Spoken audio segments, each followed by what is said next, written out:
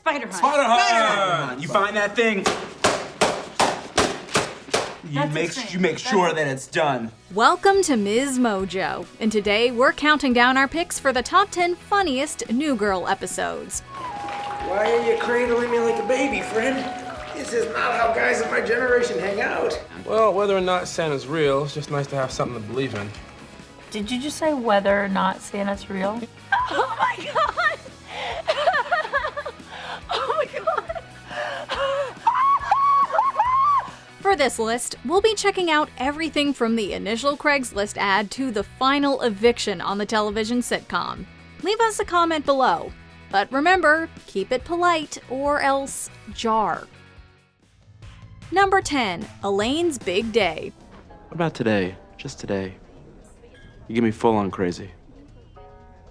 Yeah! You listen here. Hey, nobody's doing anything. Given how much Winston loves pranks, one of the episodes on this list had to feature one of his prankster pieces. We sabotaging this thing or what? Absolutely. There were plenty to choose from, but the season 2 finale is the one that hit the spot for us, as Schmidt gets Winston's prank juices flowing when he asks him to help break up Cece's wedding.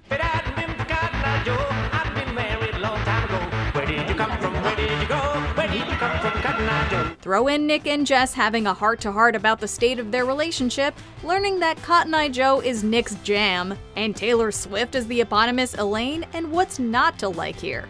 And let's be honest, how could an episode featuring the guys crawling through air ducts with an angry badger not make this list? Yeah.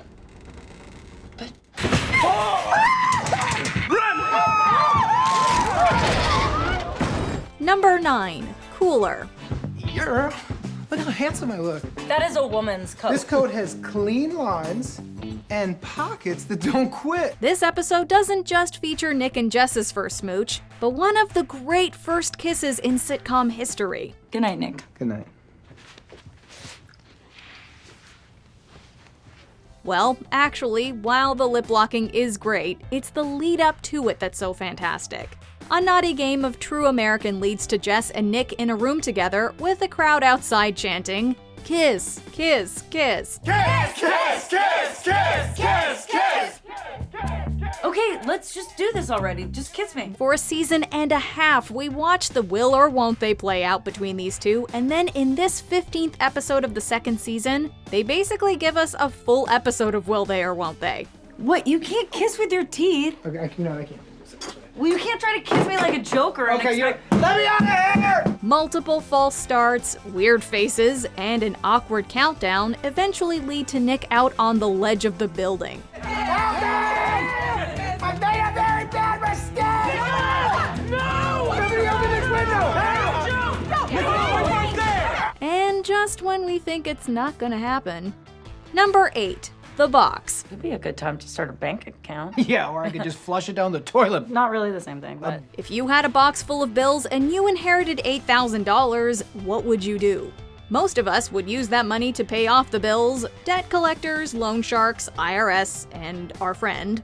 But then again, most of us aren't Nick Miller. what is that? This is my box. It's where I keep all my junk that I don't feel like dealing with. It looks like a lot of bills. It's mostly bills. To Jess's dismay, Nick is a master at avoiding all adult responsibilities, and instead goes out to blow the money on everything from shoes to glamour shots. Jess eventually decides to take Nick's responsibilities into her own hands, which doesn't get her the big thank you she might have hoped for.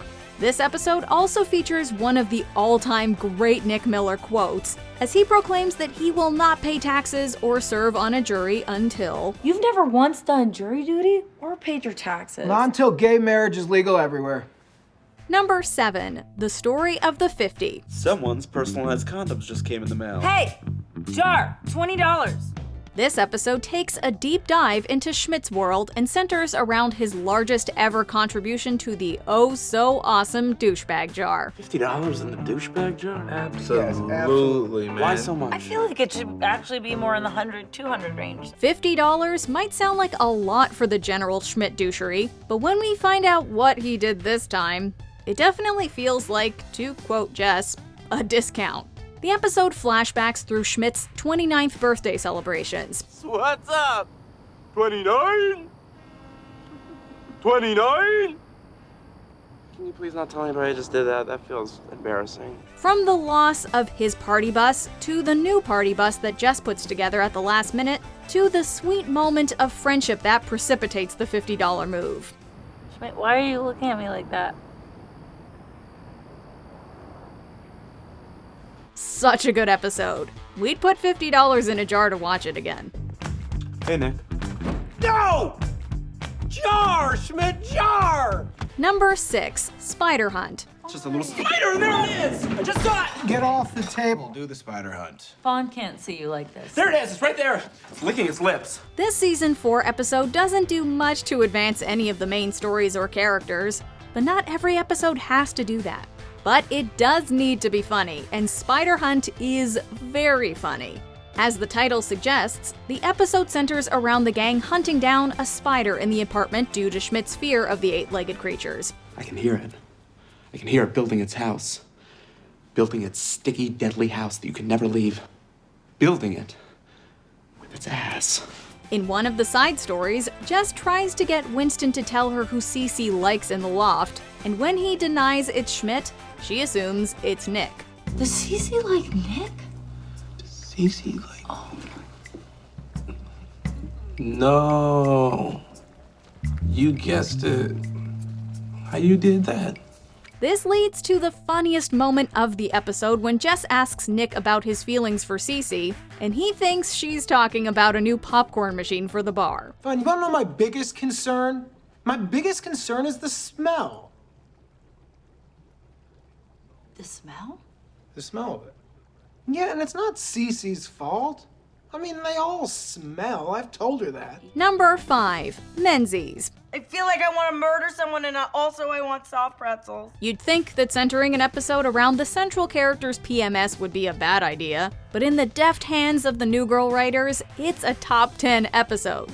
And Jess's premenstrual emotions are just the tip of this perfectly odd iceberg. Puppy. In a cup. In fact, they are the most normal thing that happens over the course of these hysterical 20-something minutes. If New Girl was the city of Portland, then this episode lived up to the city's unofficial motto of Keep Portland Weird. You're like the powerful moon, and all the women in your life are just latched on to your cycle. Well, in my case, grown-ass man. You got Winston diagnosing himself with sympathy PMS, and Schmidt signing an S&M contract with his boss that includes one very Schmidt-like clause. In any autobiographical account of my life, you want to be referred to as Moises Perdue. Non-negotiable. And finally, there's Nick, who ends up in a pool cradled in an old Asian man's arms. You are a huge baby. Yeah. Number 4, Table 34. I wasn't doing anything. I wasn't. No. Do not walk away from me. Do not. You are not. You're doing it. Nick, you did it. This episode picks up the morning after the one entitled Cooler, the morning after the kiss. Table 34 starts off strong, with Nick moonwalking his way out of the awkward situation, and it just keeps getting stronger. What are you doing here? Oh no! I just. Yeah. Nick, you're embarrassing me. Nick, what are you doing? The majority of the episode takes place at an Indian marriage convention where just the table organization system is fodder for a whole number of great lines. Schmidt, table 7. Table 7. What are you doing? You're at table 7 too? I'm at table 7. Well, you should feel complimented. I feel slightly insulted. What? No offense. A lot of offense taken. And Nick and Jess aren't the only ones dealing with sexual tension.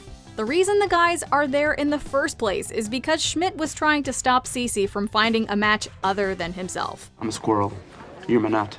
Winter's coming. I'm gonna store you in my cheek, girl. Please leave. You and I not being together does not make sense to me. Even if it meant dressing up like, to quote Winston, You look like the fortune teller in Big. Number 3, models. Got your cookie.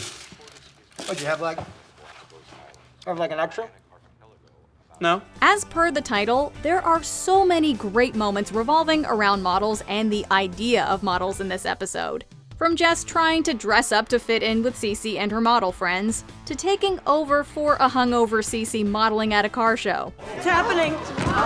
Further, go As for the guys, Winston and Schmidt get on Nick for his brand of emotionless friendship and their need for some kind of appreciation and reciprocation. If I could give you that cookie back, I would.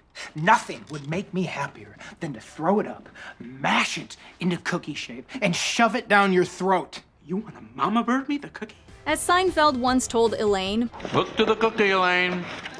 Look to the cookie. and it's a cookie that finally brings about the emotional honesty Schmidt has been looking for, as well as one of the most quoted lines in the history of the show. Gave me cookie, got you cookie. You gave me cookie, I got you cookie, man. Gave me cookie, got you cookie. We're even. We're even, Schmidt. Number 2, background check. Lying makes me sweat. I can't lie.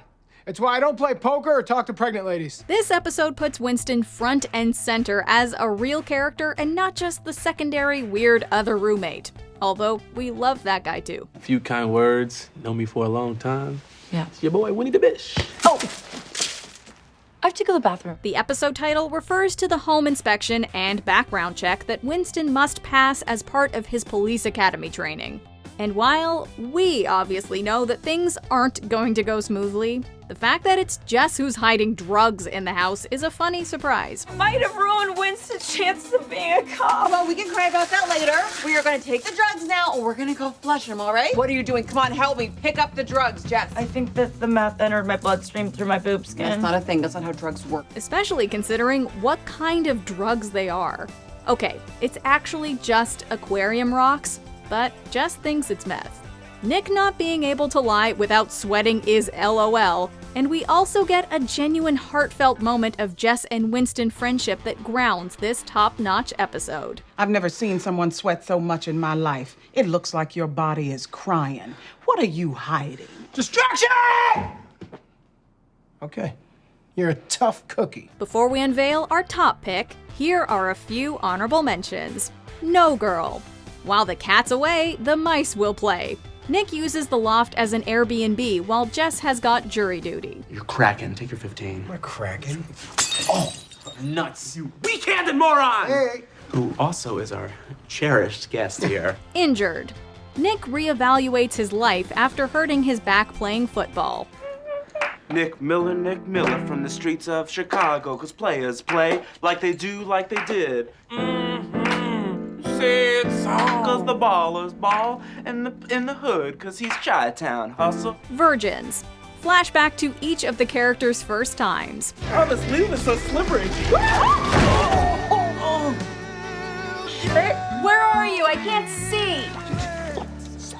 Thanksgiving 4. Schmidt plans a Bangsgiving celebration for the gang. And no date leaves until everyone is laid. I just want to meet a nice fella. Can I have permission to send them home without sex? No, you do not. I think everybody's date should be able to leave. Hey, your plan sounds a little kidnappy. What's the rule on that, Winston? Gray area. Pepperwood.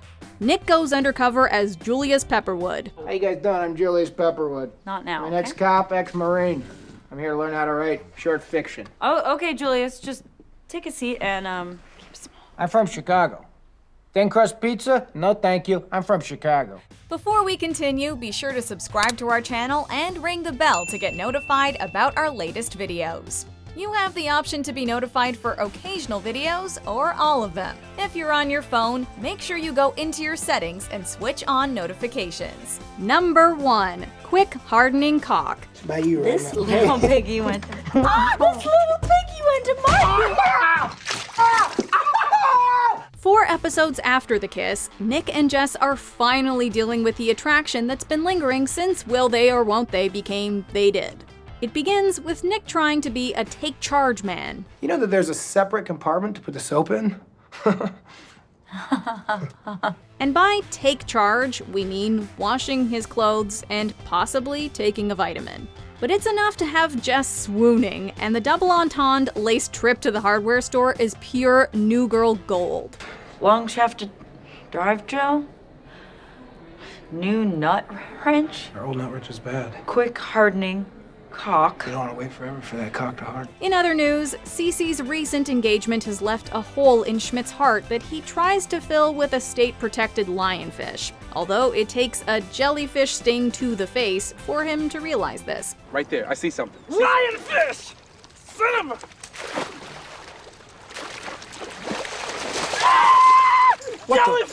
What? It's one of the weirder subplots of New Girl, but it's without a doubt one of the most hilarious. Check it out, Schmidt. I got you a clownfish. I don't want some janky freshwater bitch fish, Winston.